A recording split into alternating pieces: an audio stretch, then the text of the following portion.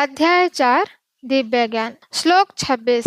इनमें से कुछ श्रवणादि क्रियाओं तथा इंद्रियों को मन की नियंत्रण रूपी अग्नि में स्वाहा कर देते हैं, तो दूसरे लोग इंद्रिय विषयों को इंद्रियों की अग्नि में स्वाहा कर देते हैं।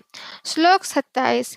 दूसरे जो मन तथा इंद्रियों को वश में करके आत्म साक्षात्कार करना चाहते हैं, संपूर्ण इंद्रियों तथा प्राणवायु के कार्यों में संयमित मन रूपी अग्नि में आहुति कर देते हैं। श्लोक 28। कठोर व्रत अंगीकार करके कुछ लोग अपनी संपत्ति का त्याग करके, कुछ कठिन तपस्या द्वारा, कुछ अष्टांग योग पद्धति के अभ्यास द्वारा अथवा दिव्य ज्ञान में उन्नति करने के लिए वेदों के अध्ययन द्वारा प्रबुद्ध बनते हैं।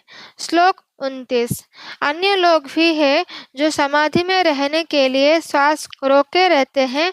वे अपान में प्राण को और प्राण में अपान को रोकने का अभ्यास करते हैं और अंत में प्राण अपान को रोककर समाधि में रहते हैं।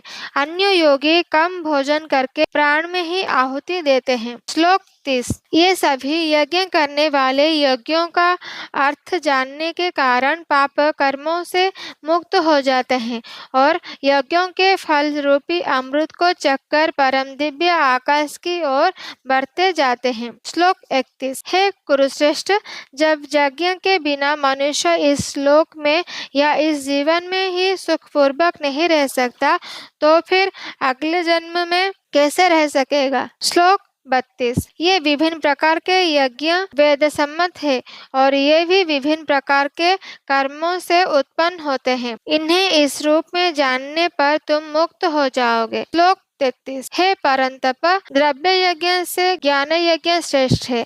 हे पार्थ, अंततः गत्वा सारे कर्म यज्ञों का अवसान दिव्य ज्ञान में होता है। श्लोक 34। तुम गुरु के पास जाकर सत्य को जानने का प्रयास करो, उनसे विनीत होकर जिज्ञासा करो और उसकी सेवा करो। स्वरूप प्रसिद्ध व्यक्ति तुम्हें ज्ञान प्रदान कर सकते हैं क्योंकि उन्होंने सत्य का दर्शन किया है। श्लोक 35।